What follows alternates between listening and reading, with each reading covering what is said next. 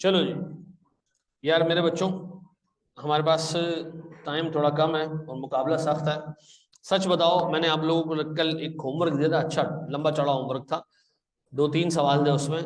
जितना क्लास का लेक्चर था सारा उसमें हमने कवर कर लिया था, हो गया था वो। पक्का? कोई सवाल है किसी का? जी मेरे बच्चे बोलो। ना ना ना, बैंक लोन राइट इशू से ऑब्टेन नहीं किया था। हमने बैंक लोन ऑब्टेन किया था और फिर हमने उससे वादा किया था कि हम आपको कैश वापस नहीं करेंगे, हम आपको जो है ना वो शेयर्स देंगे। वो नॉन मॉनेटरी ना, क्योंकि हमने उसको कैश नहीं देना है। ऐसा पेबल है जिसको सेटल करने के लिए आपने शेयर देना है, तो वो नॉन मॉनेटरी, उसमें मॉनेटरी लिखा हुआ है। गलत है वो, गलत गलत गलत गलत, टोटल गलत है। नहीं, इनिशियल रिकग्निशन में नहीं होती वो, गलत टिक कर लिया है। तो 21 में आएगा ही नहीं, ठीक है ना। अच्छा जी, फर्स्ट क्लास नहीं ली, क्या मैं अभी बैठूं या चला जाऊं? ठीक है जी, फर्स्ट क्लास नहीं भी ली है तो अब मैं पुरानी चीजें जरा सा रिवाइज कर दूंगा और फिर हम आगे की चीजें कनेक्ट करेंगे। देखिए, हमने ये पढ़ा था कि हमारे पास एक करेंसी होती है फाइनेंशियल स्टेटमेंट्स बनाने के लिए, which is called the presentation currency. Presentation currency वो करेंसी है, अच्छा वहां नहीं आ रही, अब आ रही है मेरे बच्चों। प्रेजेंटेशन करेंसी वो करेंसी है जिसमें आपने अपने फाइनेंशियल स्टेटमेंट्स बनाने हैं, और ये करेंसी आपको बताएगी, आपके मुल्क का कानून लॉ आपको बताएगा कि आपने किस करेंसी में जो फाइनेंशियल स्टेटमेंट्स बनाने हैं। अच्छा, ये हो सकता है कि आप कुछ ट्रांजैक्शंस एक ऐसी करेंसी में करें जो आपकी प्रेजेंटेशन करेंसी ना हो। ठीक है जी, तो सर जो ऐसी ऐसी करेंसी में अगर मैं ट्रांजैक्शन करूं जो मेरी प्रेजेंटेशन करेंसी नहीं है, बाय डेफिनेशन वो कहलाएगी हमारी फॉरेन करेंसी। ठीक है जी, वो क्या कहलाएगी? Foreign currency. अच्छा, मेरा एक सवाल है सर, जब फॉरेन करेंसी में ट्रांजैक्शन होती है ना, तो वो दो चीजों को हिट करती है। एक हमारे प्रॉफिट एंड लॉस अकाउंट को हिट करती है, ठीक है जी, और एक हिट करती है जनाब किसको? हमारी बैलेंस शीट को। किसको हिट करती है जनाब? माशाल्लाह, एक हिट करती है बैलेंस शीट को। गौर तो सुनना, बहुत टेक्निकल बात में करने जा रहा हूं। पीएनएल में आती हैं transactions, transaction generally at a point in time incur होती है। ठीक है जी, तो हमें ये टेंशन नहीं होता कि ट्रांजैक्शन रिकॉर्ड हो गई तो इसके बाद क्या होगा। भाई रिकॉर्ड हो गई तो कहानी खत्म हो गई। ठीक है जी, मिसाल के तौर पर मैंने गुड्स खरीदी या मैंने कोई एक्सपेंस पे किया, तो जिस दिन का रेट था उस दिन के रेट के हिसाब से आपने ट्रांजैक्शन को रिकॉर्ड कर लिया। मिसाल के तौर पर मैंने $100 का एंटरटेनमेंट एक्सपेंस का बिल पे किया, कितने का? ये एक ट्रांजैक्शन है, तो सर $100 का उस दिन जो रेट चल रहा था वो मेरे प्रॉफिट एंड लॉस को हिट करेगा। ठीक है जी, खत्म हो गई बात, पे कर दिया, कहानी खत्म। बैलेंस शीट में आते हैं बैलेंसेस। क्या आते हैं जनाब? और बैलेंसेस आपके कंटिन्यूअस रहते हैं। ठीक है जी, ओपनिंग भी आ रहा है, क्लोजिंग भी आ रहा है, यहां आते हैं प्रॉब्लम्स। तो IAS 21 ने कहा कि बैलेंस शीट पे जितने भी आइटम्स आ रहे हैं, आइटम्स का मतलब एसेट हो, लायबिलिटी हो, इक्विटी हो, इन तमाम आइटम्स को आप दो हिस्सों में डिवाइड कर दें। आप उनको डिवाइड कर दें प्यारे भाई, मॉनेटरी आइटम में और नॉन मॉनेटरी आइटम्स। स्टैंडर्ड ने कहा मॉनेटरी आइटम का मतलब एक ऐसी चीज जो fixed number of currency units में कन्वर्ट हो। किस में कन्वर्ट हो? Fix number of currency units. मिसाल के तौर पर ये मेरा कीबोर्ड है, ये कितने का बिकेगा? ये कितने का बिकेगा? तो 500 रुपए का, मैं भी 600 रुपए का, मैं भी 400 रुपए का। मार्केट जाऊंगा तो पता चलेगा क्या ये fixed number of currency unit में कन्वर्ट होगा? नहीं ऐसा। तो स्टैंडर्ड ने फिर आपका काम आसान भी कर दिया, जहां डेफिनेशन दी ना वहां नीचे 3 एग्जांपल्स भी दे दी। उसने कहा जी इन 3 के अलावा कोई चीज भी मॉनिटरी नहीं है। ठीक है जी, तो अब अगर मुझे डेफिनेशन याद नहीं भी है तो मुझे ये पता होना चाहिए कि वो 3 चीजें कौन सी हैं जो मॉनिटरी आइटम्स हैं। स्टैंडर्ड ने कहा जनाब वो रिसीवेबल,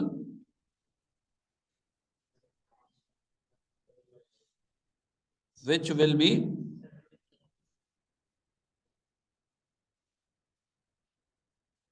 settled in cash।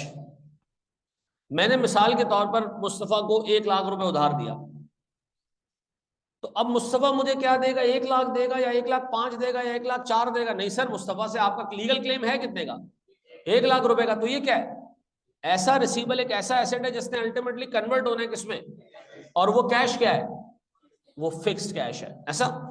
अच्छा जी, नंबर 2 हमारे पास ऐसा payable which will B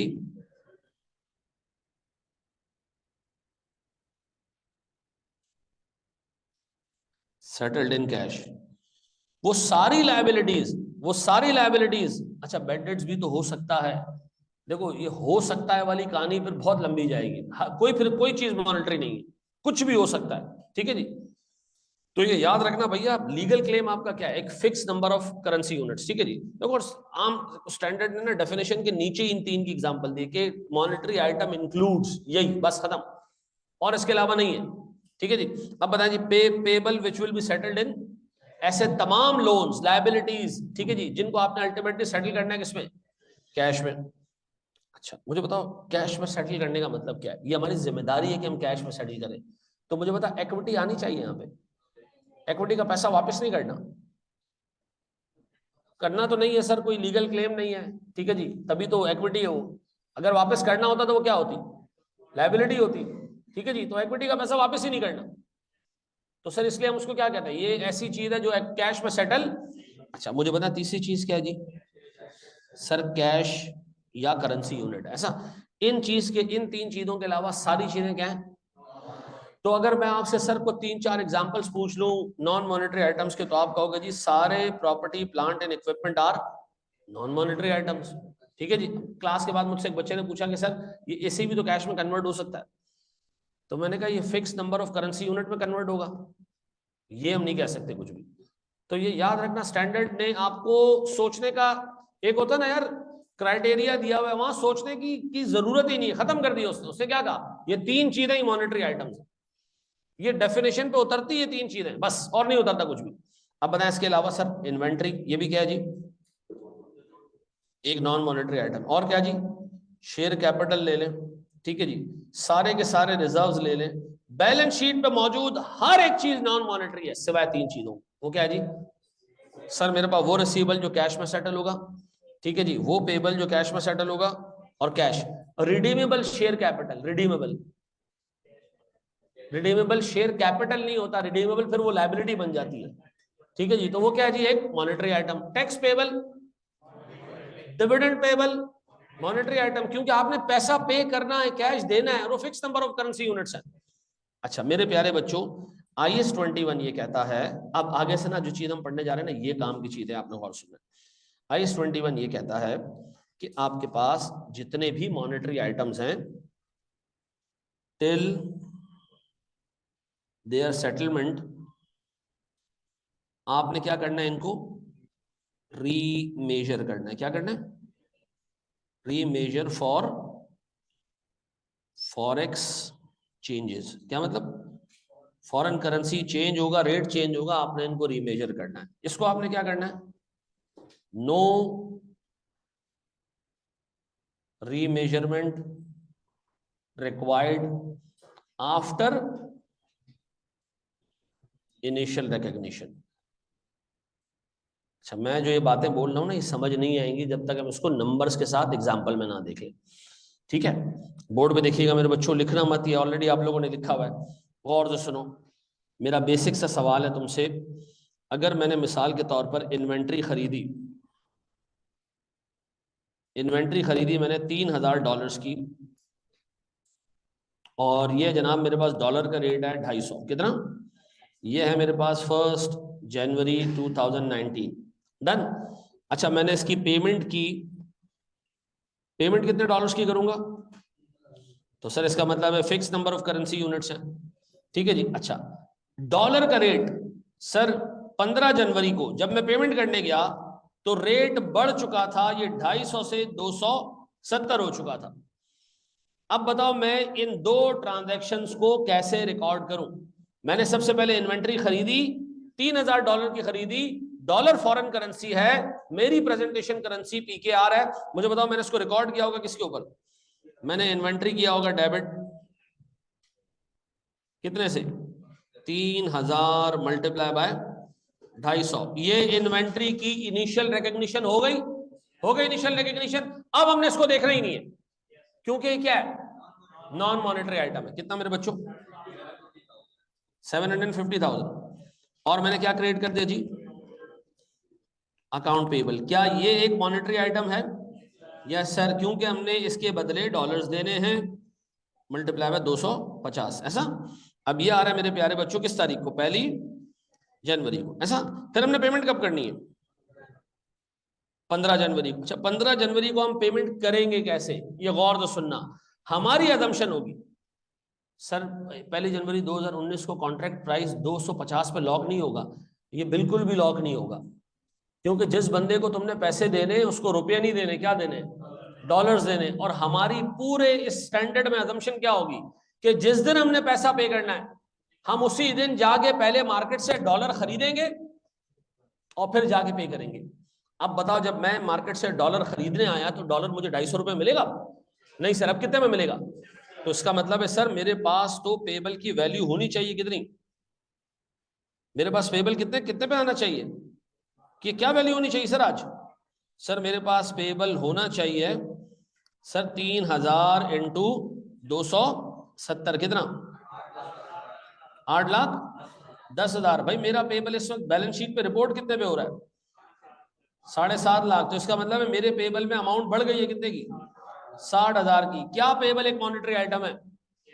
yes sir, मैंने आपको कहा पेबल जब तक सेटल नहीं हो जाता आपने इसको क्या करते रहना है। अब बताओ, क्या मुझे नजर आ रहा है कि मेरा पेबल शॉर्ट बुक हुआ हुआ है? अब बताएं सर, मैं अपने पेबल को बढ़ाऊंगा तो पेबल बढ़ाओगे तो क्रेडिट करोगे तो डेबिट क्या करोगे, एक्सचेंज लॉस। एक्सचेंज लॉस क्यों सर? मुझे 7.5 की जगह कितने देने पड़ रहे हैं, 8-10, ऐसा। पेबल बढ़ा दो अपना, कितने से, मुझे बताओ। हमने पेबल को क्या किया, रीमेजर कर दिया। पेबल को क्या किया, रीमेजर कर दिया। 7.5 लाख से उसको 60,000 रुपए बढ़ा दिया। कितने पे चला गया हमारा पेबल, 8-10 पे। अब मेरे प्यारे बच्चों, मैं 15 जनवरी को इसको पे ऑफ कर रहा हूं, तो पेबल डेबिट कितने से, 8,10,000। और अब मुझे एक बात बताएं सर, गौर से सुनना, इन्वेंट्री कितने की मेरी बुक्स में आज भी आ रही है, 7.5 की, जबकि मैंने पेमेंट कितने की है? तो मुझे बताएं, ये जो मैंने बाकी का अमाउंट एक्स्ट्रा पे किया है, इसको मैंने एक्सपेंस आउट क्यों किया, मैंने इन्वेंट्री में कैपिटलाइज क्यों नहीं किया?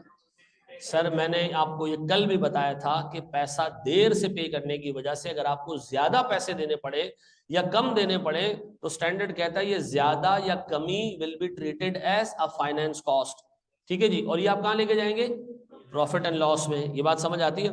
अच्छा जी, अब एक स्टेप और आगे बढ़े। ये मैंने लास्ट क्लास की सारी चीजें आपको रिवाइज करा दी है थोड़ी बहुत।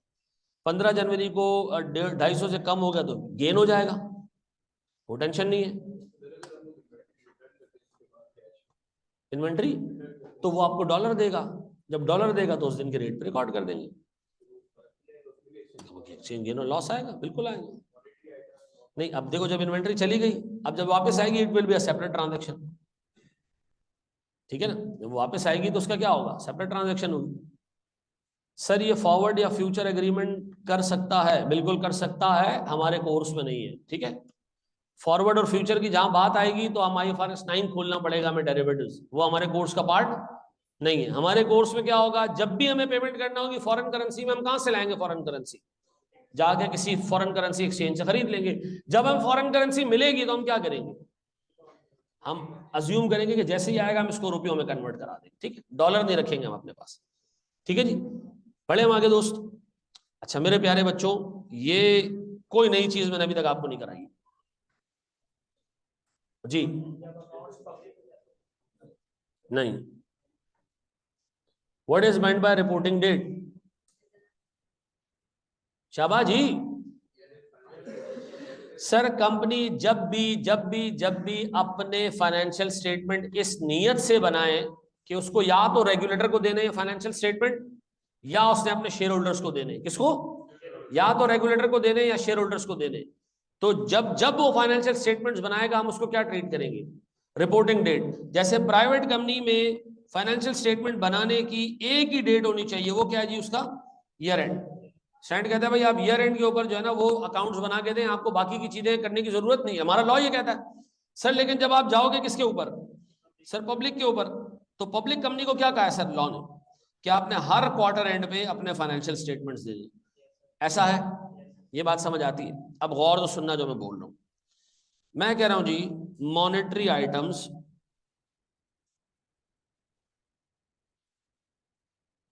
in foreign currency will be remeasured at every reporting date and on settlement date for foreign currency changes। आपको मॉनेटरी आइटम्स को कब कब रिमेजर करना है, हर रिपोर्टिंग डेट पर भी और फिर सेटलमेंट डेट पर भी। अच्छा ये बात ना ऐसे हवा में समझ नहीं आएगी, आओ एक छोटी सी एग्जांपल देखते हैं। बेटा लिखना मत मेरे प्यारे बच्चों, सिर्फ यहाँ कॉन्सेंट्रेट करना है, 10 मिनट का टोटल काम है, लेकिन उसके बाद फिर जो है सारी चीजें जो क्लियर हो जाएगी। सर मैंने 29 दिसंबर को गुड्स खरीदी, मैंने खरीदी जी 200 यूएस डॉलर्स की, और इस दिन मेरे पास डॉलर का रेट था 250 रुपए पर यूएसडी। किस तारीख को, 29 दिसंबर को। सर मैंने पैसे पे किए हैं 5 जनवरी को पेमेंट। सर इस दिन डॉलर का रेट था 262 रुपए पर डॉलर। इन दो डेट्स के बीच में एक ईयर एंड भी आया, क्या है ईयर एंड, क्या हमारा जी 31 दिसंबर, ये हमारी रिपोर्टिंग डेट आई थी। उस दिन डॉलर का रेट था 254 रुपए पर यूएस डॉलर। अब आपसे एग्जामिनर कह रहा है भैया इस पूरी ट्रांजैक्शन को रिकॉर्ड करो, इन्वेंट्री खरीदी तुमने, फिर ईयर एंड आया तुमने पैसे नहीं दिए थे, फिर 5 जनवरी आ गया तुमने पैसे दे दिए, तो बताओ मैं सबसे पहले ट्रांजैक्शन किस डेट पे रिकॉर्ड करूं। सर मैं 29 दिसंबर पे रिकॉर्ड करूं, क्या एंट्री पास करूं, इन्वेंट्री डेबिट कितने से, सर 200 डॉलर्स इंटू 250 कितना आता है मेरे बच्चों, 50,000। और मुझे बताओ इस पूरी ट्रांजैक्शन को जब आपने रिकॉर्ड किया इसमें कितने मॉनेटरी आइटम्स हैं और कितने नॉन मॉनेटरी आइटम्स हैं। एक नॉन मॉनेटरी आइटम है इन्वेंट्री नाम का, और एक मॉनेटरी आइटम है किस नाम का, पेबल नाम का। रिकॉर्ड हो गया। सर हम भागते दौड़ते पहुंचे किस तारीख को, सर हम पहुंचे जनाब 31 दिसंबर को। अब हमने 31 दिसंबर को सर फाइनेंशियल स्टेटमेंट्स में लायबिलिटी की सही वैल्यू दिखानी है। हमारी बुक्स में लायबिलिटी कितने पे आ रही है, 50 पे आ रही है, जबकि लायबिलिटी अब अगर हम कैलकुलेट करने जाते तो हमारे पास सर लायबिलिटी की वैल्यू बनती कितनी, 200 इंटू 254 कितना, 50,800। भाई हमारी लायबिलिटी तो 800 रुपए कम है। बैलेंस शीट पे जब तुम लायबिलिटी रिकॉर्ड करोगे तो सही वैल्यू पे होनी चाहिए, वो आज की वैल्यू पे होनी चाहिए। अगर आज मैं 31 दिसंबर पे इस लायबिलिटी से छुटकारा हासिल करना चाहूं तो मैं कितने पैसे देके हासिल करूंगा, सर मैं हासिल करूंगा 50,800 देके, तो मेरी बुक्स में तो लायबिलिटी 50,000 पे आ रही है। इसका मतलब है इस लायबिलिटी को आपने क्या करना है, बढ़ाना है। इन्वेंट्री को कुछ करना है नहीं sir, inventory non monetary item है, बस रिकॉर्ड हो गई तो कहानी खत्म। अब बताओ मैं क्या करूं सर, मैं अपनी बुक्स में पेबल को बढ़ा रहा हूं कितने से, 800 रुपए से, और एक्सचेंज लॉस कहां जाएगा, very good sir, profit and loss में जाएगा कितना, 800। यही है मेरे बच्चों। अच्छा अब इसके बाद डेट आई कौन सी, सर पेमेंट डेट आ गई। पेमेंट डेट पर डॉलर और महंगा हो गया। अब अल्टीमेटली जब आप इसको पे करने जाओगे तो आपके पास लायबिलिटी की वैल्यू क्या होगी, सर 200 इंटू क्या आ रहा है मेरे बच्चों, 52,000। अब बताओ ये लायबिलिटी और कितनी बढ़ गई,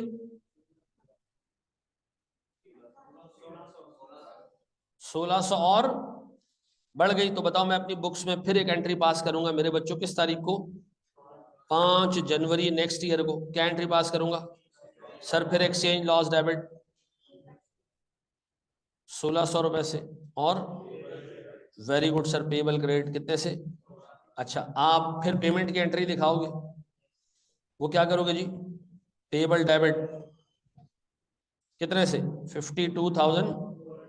और आप चाहो तो आप ये दोनों एंट्रीज मिला के भी बना सकते हो, ठीक है जी। यानी पेमेंट डेट पे आप भले लायबिलिटी को रीमेजर करने से पहले ही क्या करो, पे ऑफ कर दो, एक्सचेंज गेन और लॉस इसी एंट्री में आ जाएगा, पक्का? अच्छा जी, अब मेरे बच्चों एनआरबी लॉस का क्या करेंगे, इम्पेयरमेंट लॉस का क्या करेंगे, फॉरेन करेंसी में सारी चीजें आगे आ रही है, हमारी 8 क्लासेस खाए गई है, ठीक है जी। अच्छा, ऐसी परचेजिंग में तो नुकसान ही है, ये क्या बात कर दी भाई। नुकसान से बचने का आसान तरीका, उसी दिन पैसे दे दो, और आसान तरीका एडवांस दे दो। लेकिन फायदा ये, नुकसान इसका ये भी है कि तुम पैसे इतनी जल्दी दे दोगे तो जो पैसे पे तुम कमाई कर सकते थे वो नहीं आएगी, ठीक है जी। अच्छा, अकाउंटेंट का काम ये सोचना है कि इससे नुकसान हो सकता है, फायदा हो सकता है। अकाउंटेंट तो वो बंदा है जिसमें दिमाग ही नहीं है, उसको बस सिर्फ बताना ये करना है, ये करना है, वो ये करेगा, एंट्री पास करनी है उसका काम। अब मुझे एक बात बताएं सर, मॉनेटरी आइटम्स के बारे में हम क्या क्या ज़हन में क्या बिठाएं? मॉनेटरी आइटम्स है 3: receivables that will be settled in cash, payables that will be settled in cash, and cash itself. Sir, monetary items if carried in foreign currency will be remeasured for foreign currency changes, rate changes. कब?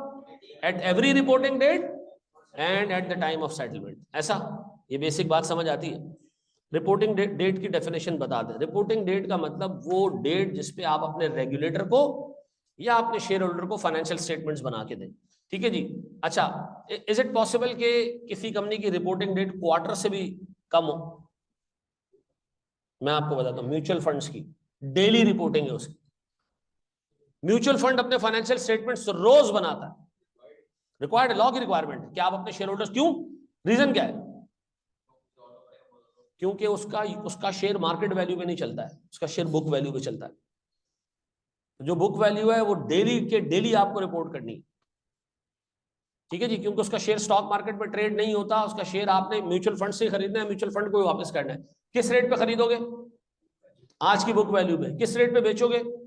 जिस दिन आप बेचने जाओगे उस दिन की book value क्या है, ठीक है जी। तो उसको हम कहते हैं नेट एसेट्स वैल्यू, ठीक है जी। तो वो मार्केट वैल्यू पे ट्रेड नहीं होता। उनके लिए जरूरी है कि वो क्या करेंगे, रोज अपने फाइनेंशियल स्टेटमेंट्स बनाएंगे। तो उनका सिस्टम इतना जबरदस्त है कि जो ट्रांजैक्शन होती है वो सिस्टम में डालते जाते हैं, खुद फाइनेंशियल स्टेटमेंट्स बन जाते हैं डेढ़। ऑडिट, उनके लिए ऑडिट 5 दिन में हो जाता है, उनका ऑडिट है, क्योंकि रोज फाइनेंशियल स्टेटमेंट्स बन रहे हैं, कोई एस्टिमेट नहीं है, कोई मामला नहीं है, सीधे सीधे वैल्यूएशन है, कहानी खत्म। लेकिन एक बड़ा प्रॉब्लम है, एक कंपनी के नीचे 17-18 म्यूचुअल फंड्स होते हैं। जैसे मैं एक म्यूचुअल फंड का सीएफओ था, एक एसेट मैनेजमेंट कंपनी का। तो हमारी कंपनी में उस वक्त 18 म्यूचुअल फंड्स। तो सीएफओ को क्या करना है, रोज 18 फाइनेंशियल स्टेटमेंट्स पे साइन करना है। उसका आसान इलाज क्या है, साइन का ठप्पा बना लो, ठीक है, और क्या है। अब यार नीचे अगर आपने अकाउंटेंट ऐसे नहीं रखे कि जो चेक करके आपको दे रहे हैं तो फिर तो लानत है। अच्छा, कॉपी कहाँ से करना है तुम लोगों को? ये कर लिया, ये कर लिया। चलो मेरे बच्चों, आपको एक सवाल दे रहा हूं, आप आई होप खुद कर लोगे उसको। नहीं, मॉडरेट लेवल का ऑडिट नहीं होता भाई, ऑडिट होता है प्रॉपर। मॉडरेट अश्योरेंस नहीं मिलती भाई, उसमें रीजनेबल अश्योरेंस देते हैं।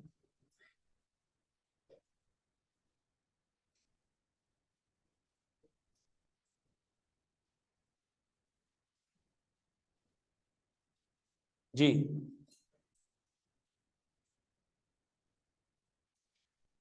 जी मेरे प्यारे बच्चों, जी मेरा बेटा।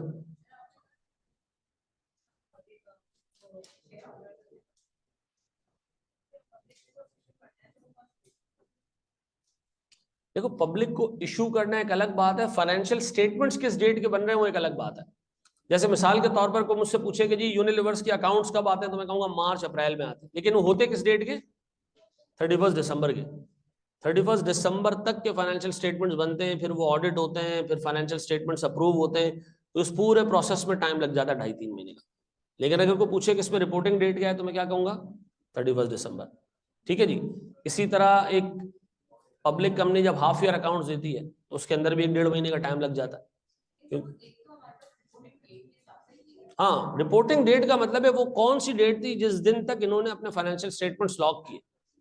ठीक है, जैसे पब्लिक कंपनी के अंदर रिपोर्टिंग डेट्स क्या है, 31 मार्च, 30 जून, ठीक है जी, 30 सितंबर। लेकिन फाइनेंशियल स्टेटमेंट्स मिलेंगे कब आपको, थोड़ा सा लेट मिलेंगे, क्योंकि वो रिव्यू, ऑडिट का प्रोसेस, प्रिंटिंग का प्रोसेस होगा, तो इट विल टेक टाइम। लेकिन इससे रिपोर्टिंग डेट तब्दील नहीं होती। अच्छा, बहुत सारी कंपनीज पाकिस्तान में एक ही दफा रिपोर्टिंग करती है, कब, साल के एंड में। रिपोर्टिंग डेट का मतलब है अकाउंट्स का कट ऑफ डेट, किस दिन तक फाइनेंशियल स्टेटमेंट्स बने, किस दिन पब्लिक के हाथ में गए, ये वो डेट नहीं है। ठीक है जी, पब्लिक के हाथ में देर से भी जा सकते हैं ना अकाउंट्स, जनरली जाते भी देर से जी। ऐ मेरे प्यारे बच्चों, क्या हम आगे बढ़े, हमारे जी मेरे बच्चे,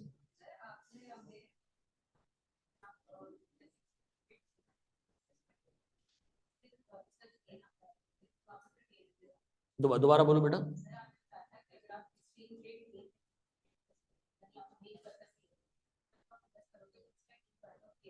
ये यहाँ हो रहा नहीं, देखो आसान भाषा में एक चीज हम एक्सप्लेन करते हैं। जब हमारा फॉरेन करेंसी गेन कमाना ऑब्जेक्टिव नहीं होता ना, तो फिर हम फॉरेन करेंसी के गेन को पीएनएल में नहीं डालते। और वो स्टैंडर्ड ने डिफाइन किया हुआ है कि वो कब होगा, वो कब होगा, वो जब होगा जब आप किसी मुल्क में जाके पूरी की पूरी सब्सिडरी बना दो, पूरी की पूरी कंपनी बना दो। लेकिन जब आप इन्वेंट्री खरीद बेच रहे होते हो ना, इसमें हमारी नीयत होती है इस चीज की कि हम कमाएं। और अगर स्टैंडर्ड कहते हैं नीयत नहीं है ना तुम्हारी, तो फिर इसको प्रूफ करो क्या करके, फॉरवर्ड कॉन्ट्रैक्ट करके, फ्यूचर कॉन्ट्रैक्ट करके, जिसमें करेंसी का एक्सचेंज रेट फिक्स हो जाता है। ठीक है जी, आप किसी बैंक के पास आज जाओ, मुझे आज से 6 महीने बाद पेमेंट करनी है, मुझे रेट फिक्स कर दे, तो वो रेट फिक्स कर देगा। अगर आप ये नहीं कर रहे तो इसका मतलब आपका इंटेंशन क्या है, कि आप एक्सचेंज गेन खाएं। ठीक है, ये इंटरेस्ट एक्सपेंस के अंदर नेट होगा, फाइनेंसिंग कॉस्ट है ना। फाइनेंसिंग कॉस्ट के दो कंपोनेंट होते हैं, नेट इंटरेस्ट रिसीव्ड और पेड, और ये है रेशियोज की कैलकुलेशन में भी यहाँ जाएगा, इंटरेस्ट के अंदर ही जाएगा। क्या चीज, नेट होगा, नेट होगा, नेट फाइनेंसिंग कॉस्ट हम लेते हैं ना, तो net of net exchange gain या लॉस। ठीक है। अच्छा जी मेरे प्यारे बच्चों, सर अगर कोई काम गेन के लिए नहीं कर रहे हैं तो मैनिपुलेशन नहीं होगी। यार इतना क्यों तुम लोग सोचते हो यार, हैं?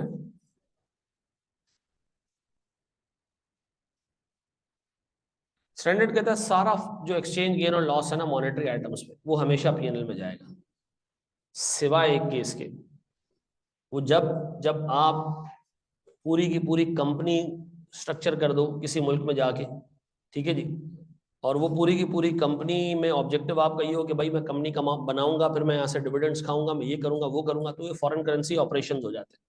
IS-21 के दो पार्ट्स हैं, एक पार्ट आपके कोर्स में है, एक पार्ट आपके कोर्स में नहीं है।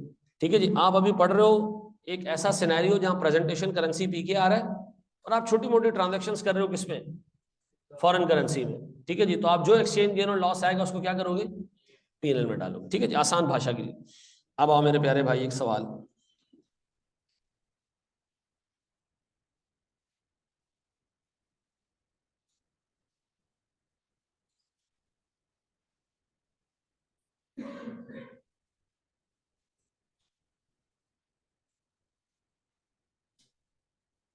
मुश्किल सवाल दूं, कर लोगे बगैर आपका टाइम वेस्ट किए, हैं?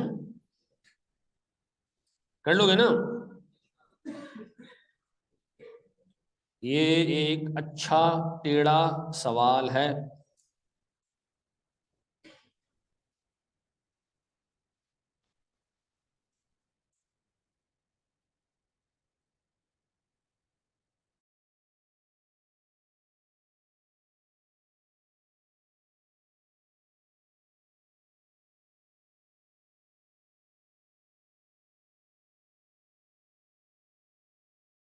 डेट्स के बीच में कहीं कोई रिपोर्टिंग डेट तो नहीं आई है?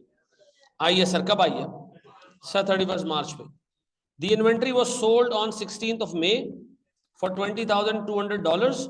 The amount was collected on 20th August 2020। अब सर 16 मई और 30 अगस्त के बीच में, सॉरी 16 मई और 20 अगस्त के बीच में भी एक रिपोर्टिंग डेट आई है जून की।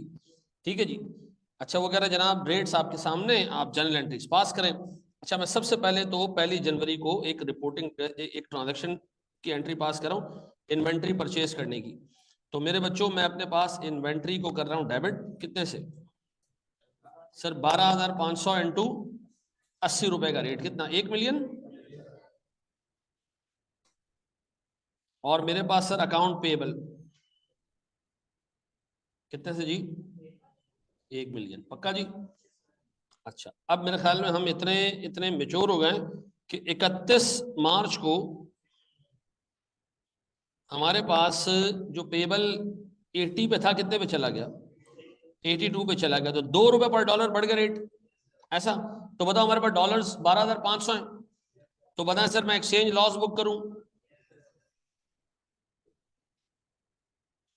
सर? 12,500 इंटू 2 कितना? 25,000। और अपने पेबल को अकॉर्डिंगली इंक्रीज कर दूं।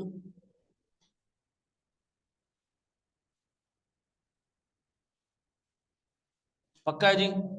टेंशन तो नहीं है कोई इसके? फिर बताओ, हमने पेमेंट कब की है? 24 अप्रैल को। अच्छा, मैं 24 अप्रैल को डायरेक्ट पेमेंट कर रहा हूं। अच्छा, डायरेक्ट पेमेंट कर रहे तो कैश क्रेडिट करोगे कितने से? आज के रेट से। आज का रेट क्या है जी? 12,500 इंटू 85, तो 3 रुपए डॉलर और बढ़ गया। ऐसा तो ये तो पहले देखो कितना हो रहा है जी? 60, हाँ सॉरी 85। क्या आ रहा है मेरे बच्चों? सही कह रहे हैं लड़का। अब बताएं जी, मेरा पेबल डेबिट कितना जी? पेबल कितने पे रिकॉर्डेड है? 1 मिलियन प्लस 25,000 कितना? अब आप बताएं सर, एक आपका एक्सचेंज लॉस अब भी बाकी था रिकॉर्ड होने से। या तो इसको बैलेंसिंग फिगर ले लो, या आप ये कह दो कि जी हमारे पास $12,500 इंटू। ऐसा कोई कंफ्यूजन, कोई प्रॉब्लम, कोई पंगा पसूड़ी पंचायत, नथिंग? अब बताएं, हमारे पास ये सारे मामला हो गए सर। 24 अप्रैल के बाद मेरे प्यारे भाई फिर क्या हुआ सर? हमने 16 मई को 86 रुपीज के रेट पे इसको निकाल भी दिया। तो मैं क्या करूं सर? मैं एंट्री पास कर रहा हूं सर, किस तारीख को? 16 मई को। रिसीवेबल डेबिट कितने से? $20,200 मल्टीप्लाई बाय डॉलर रेट कितना है? 86 कितना? 17,37,000। और वेरी गुड, किसी ने इन्वेंट्री क्रेडिट किया ना तो मर जाना बेटा। आज बड़ा रोजा है आज।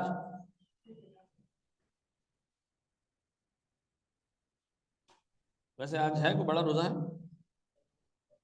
17 रमजान बड़ा हुआ है ना, गज़वा बदर का दिन। ऐसे ही था। आज कौन सा रोजा है? रख रख के भूल गए हैं। 13वां रोजा है। कौन सा? 12वां है? ठीक है जी।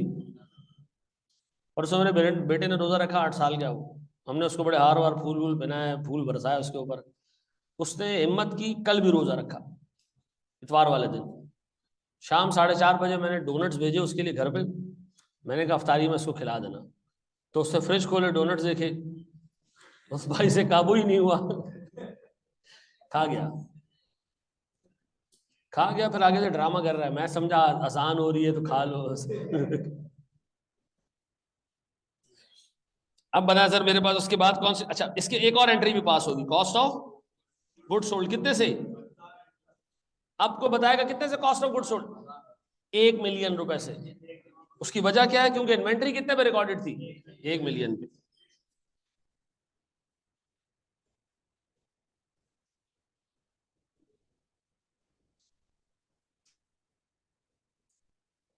यही चाहे, ये भी 16 मई को। अब बताएं सर, मेरे पास 30 जून की भी डेट आएगी एक। 30 जून को क्या रीमेजर होगा? रिसीवेबल। सर 86 पे रिकॉर्डेड है और ये जा रहे 88 पे, तो ₹2 से मेरा रिसीवेबल बढ़ रहा है सर। तो $20,200 का रिसीवेबल बढ़ेगा।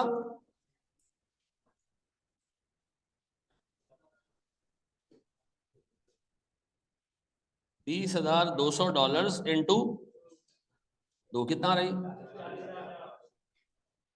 ऐसा। और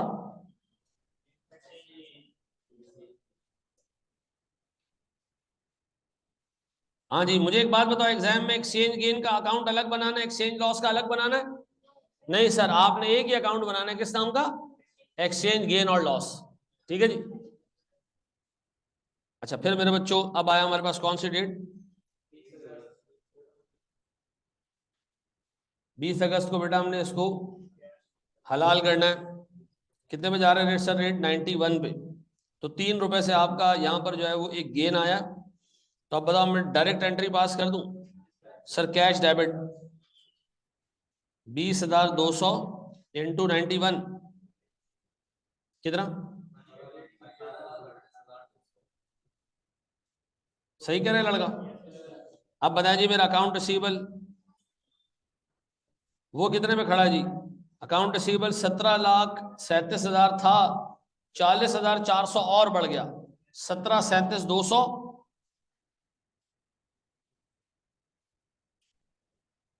प्लस 40,400 कितना आ रही? कितना? 1,777। और इसके अलावा मुझे एक्सचेंज गेन भी हुआ है। कितने का जी? 20,200 इंटू, ये बैलेंसिंग फिगर भी आप निकाल सकते हो, 60,000। अच्छा, कहानी खत्म। ये बेसिक बात समझ आ गई? पक्का जी। एक स्टेप और आगे बढ़े हम जनाब। ये कितने लोगों ने पूरा बिल्कुल सही कर दिया था? तो ये था भी इतना मुश्किल नहीं। ठीक है ना? अब FAR 1 के स्टूडेंट्स नहीं हो तो अच्छा, कोई ऐसा बच्चा है जिससे नहीं हुआ, तो ये मुश्किल है। कहाँ गलती की? अच्छा अच्छा, देखो एक चीज और भी नोट करो, FAR 2 का पेपर ना लेंदी होता है, ये याद रखना। ये याद रखना, स्पीड डेवलप करो। जो होमवर्क देता हूँ उसको टाइमर लगा के सॉल्व किया करो। मैं उस पर आज से ना मार्क्स भी लिखना शुरू कर दूंगा कि इस पर्टिकुलर जो है वो क्वेश्चन के कितने मार्क्स हैं। अच्छा, बहुत सारे लोगों ने कॉस्ट ऑफ गुड्स सोल्ड की एंट्री पास नहीं की होगी, रोजे की हालत में हो। सच बताना, कितने लोगों ने यहाँ पर सेल्स क्रेडिट करने की जगह इन्वेंट्री क्रेडिट कर दी थी? ठीक है। और बाकी का क्या किया? Gain on disposal.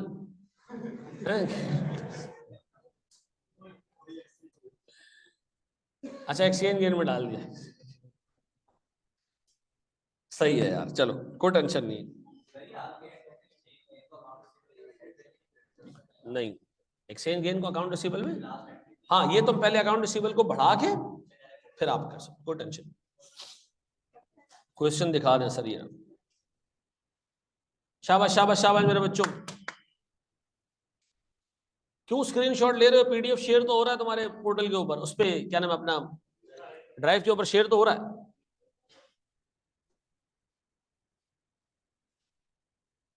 सर आपने परपेचुअल से कराया है भाई। पीरियोडिक सिस्टम सिर्फ कॉस्टिंग में और उसमें फॉलो होता है इंट्रो में, बाकी हर जगह पे आपने परपेचुअल सिस्टम ही फॉलो करना है। छोटा सा क्वेश्चन सोचने के लिए, आई होप आप लोग ये कर लोगे। लग नहीं रहा मेरे को।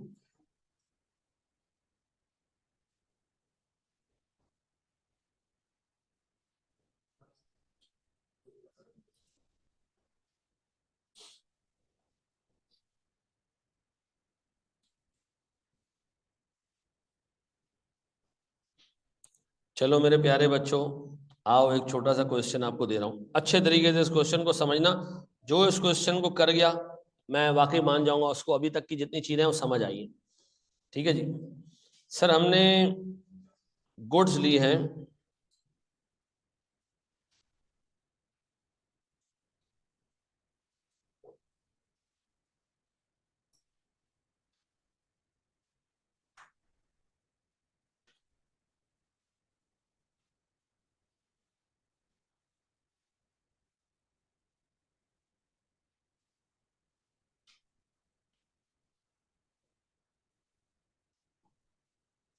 यानी उर्दू जुबान में आपने अपने सप्लायर को सर 1 जनवरी को दिया एडवांस कितने का, $4000 का। यहां आपने यानी 1 फेब को रिसीट ऑफ गुड्स, यहां आपने गुड्स रिसीव कर ली। मसला यह है कि यहां पर डॉलर का रेट था 250 और यहां डॉलर का रेट हो गया 270।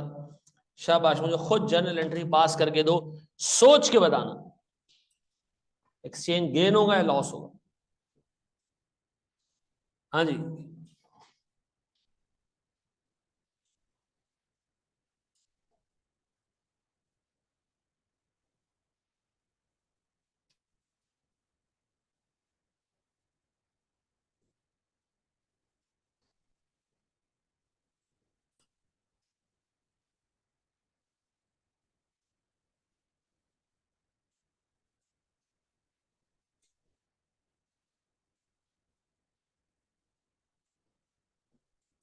हाँ जी, क्या नहीं होगा, गेन लॉस नहीं होगा। ऐसे कैसे, एडवांस है ना, बाद दे दो, बाद में पैसे दो तो कर रहे हो, एडवांस में नहीं होगा। हाँ जी, बताओ मैंने डे 1 पे एंट्री क्या पास की होगी, हमने एंट्री पास की होगी, गौर से देखना, 1 जनवरी को कितने, क्या किससे एंट्री पास की होगी, क्या चीज मेरे पास, क्या डेबिट करूं, एडवांस टू सप्लायर डेबिट, कितने से, 4000 इंटू 250 कितना, बोर्ड में देखना मेरे प्यारे भाई। और ये कौन है भाई जो लगातार कॉलिंग किया जा रहा है, हेलो हेलो, वालेकुम सलाम, बेटा मैं क्लास में हूँ इस वक्त, अभी नहीं आओ मेरे पास, तकरीबन 5:30 तक आ जाओ, ताकि मैं जा चुका हूँ 4 क्लासें बाद, अब मैं किसी से क्या मिलूंगा यार। तो सर इसको बुलाएं तो नहीं है, नहीं इसको मैंने इतना सफिशिएंट टाइम दिया कि मैं क्लास के बाद इसको मना कर दूंगा, अनलेस कि ये पागल घर से निकल आए। हाँ जी, ये हो गया। अब बताएं जी, फिर अब गुड्स रिसीव करने की बारी आई, उस दिन डॉलर का रेट क्या है, 270। तो इस पहले एडवांस टू सप्लायर को हम रीमेजर करेंगे, क्यों नहीं करेंगे रीमेजर, याद रखिएगा मेरे बच्चों, advance to supplier monetary item नहीं है, तो इसको रीमेजर करने की कोई जरूरत नहीं है। अब आपने सिंपली क्या करना है सर, 1 फेब को आपने इन्वेंट्री को डेबिट कर दिया, आपने कहा जी इन्वेंट्री आ गई है, पैसे मैं ऑलरेडी दे चुका हूं, मैंने और कोई पैसा नहीं देना, मैं कितने पैसे दे चुका हूं, 1 मिलियन, और मैंने कुछ भी नहीं देना, तो सीधा सीधा एडवांस टू सप्लायर क्रेडिट हो गया कितने से, 1 मिलियन से, ऐसा है। तो अब हमने एक चीज ये सीखी कि advance to supplier is not a monetary item, और if this is not a monetary item then फिर आपको इसको रीमेजर करने की कोई जरूरत नहीं है, ऐसा, देन देन आपको इसको रीमेजर करने की कोई भी जरूरत नहीं है। ये बात समझ आती है मेरे बच्चों। अब इसको आपने कॉपी करना है तो कर लें, और मैं एक डायलॉग आपको लिखवा देता हूं, तो फिर हम एक स्टेप और आगे बढ़ेंगे। अब हम ट्रांजैक्शन में डालेंगे एडवांस भी और पेबल भी, ऐसा। और आपका सिर्फ ये एक सवाल जिसमें एक एडवांस है, एक पेबल है, ये सवाल आपका सीए फाइनल में कुछ अटेम्प्ट्स पहले 8 मार्क्स का टेस्ट हुआ, ठीक है। अगर चीजें आती हैं, चीजें बहुत आसान है, नहीं आती हैं तो फिर मामला बिगड़ा हुआ आपका, ठीक है जी।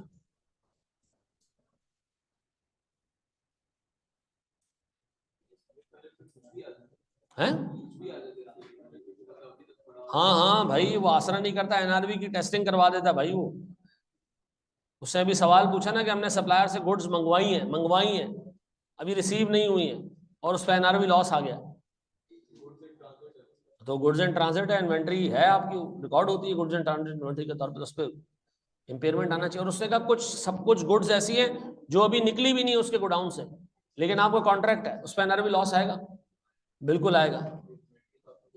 नहीं, आपने एडवांस भी दिया तो अब आपको जो इन्वेंट्री मिलेगी वो कम कम अमाउंट की होगी, उस पर इम्पेयरमेंट आपको प्रोविजन बुक करना पड़ता है। ठीक है जी, provision for onerous contract. Portal को मैक पे ऑपरेट करवा दें। यार मैक में ना सबसे बड़ा मसला है, आप सिक्योरिटीज अपनी खुद लगा नहीं सकते, वो एप्पल की अपनी सिक्योरिटीज है, ना मैक पे चलेगा ना आईपैड पे चलेगा, आईफोन पे चल जाएगा। हाँ जी,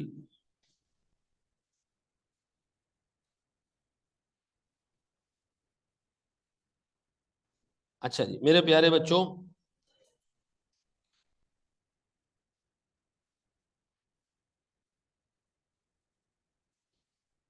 ये चेंज कर देना इसकी जरा सा वर्डिंग्स।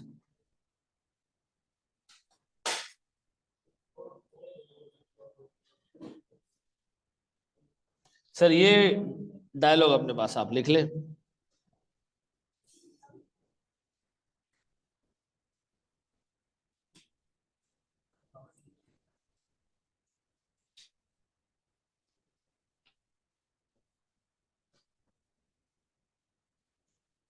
अच्छा मेरे प्यारे बच्चों, अब मैं एक सवाल आपको दे रहा हूं, शाबाश।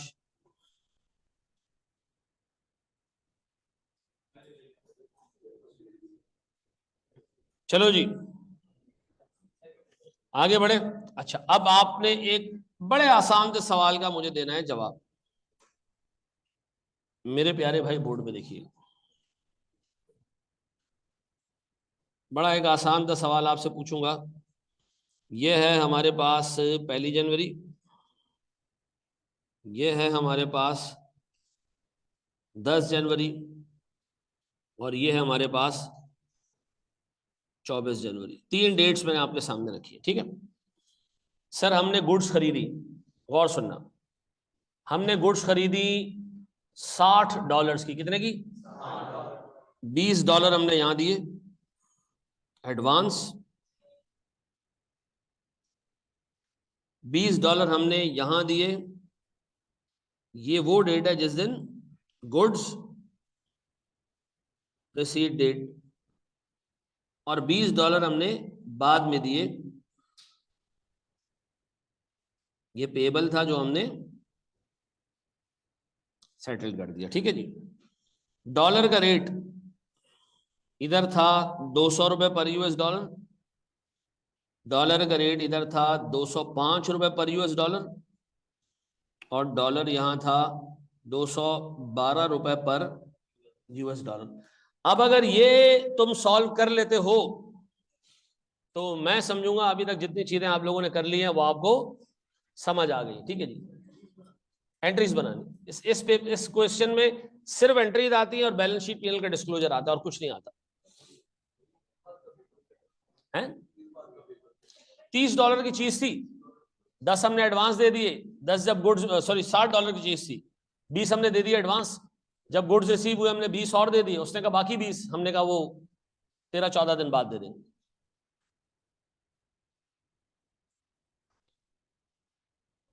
सर रिसीवेबल वाले केस में रीमेजर होगा ना, बिल्कुल। परचेज के केस में कभी भी रिसीवेबल नहीं आता बेटा अकाउंटिंग में।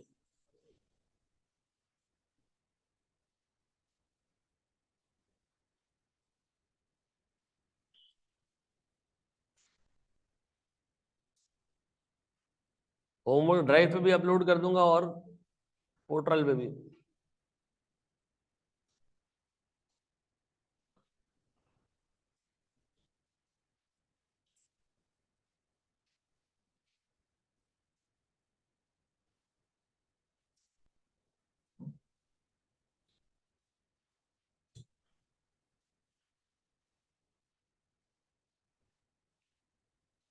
जी मेरे बच्चों डन, पक्का।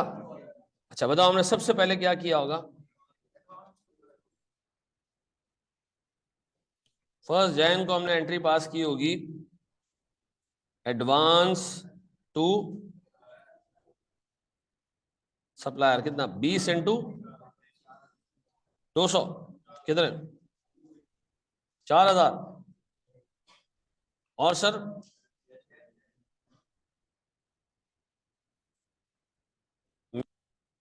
सवाल सीधा नहीं था और आपने गलती की होगी इसके, ये मैं आपको बता रहा हूं। अब बोर्ड पे देखना, अब लिखना नहीं, अब नहीं लिखना, अब नहीं लिखना। एडवांस रिकॉर्ड कर दिया। अब बताओ हमें गुड्स किस तारीख को मिली? 10 जनवरी को मिली। 10 जनवरी को ना हमने सबसे पहले किया होगा क्रेडिट एडवांस टू सप्लायर। कितने से?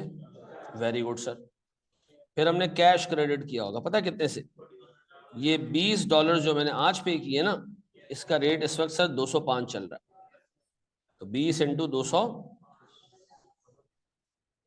कितना? 4100। और बाकी पेबल कितना?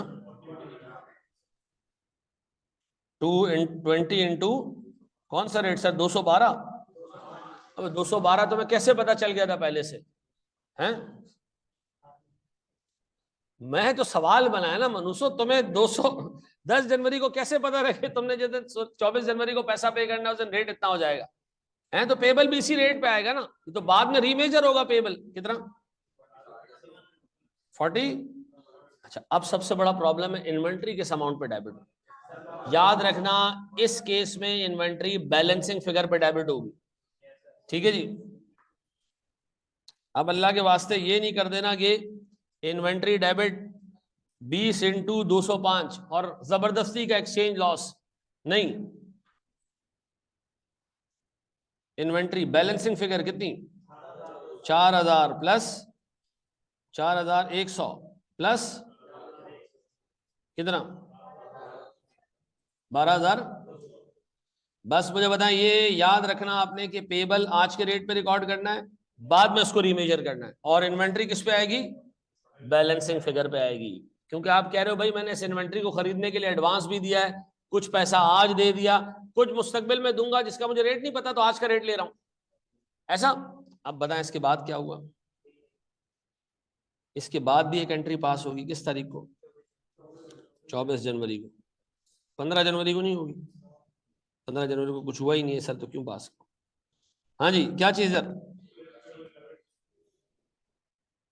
पेबल डेबिट कितने से? 40। और कैश क्रेडिट कितने से? Sir $20 into 212।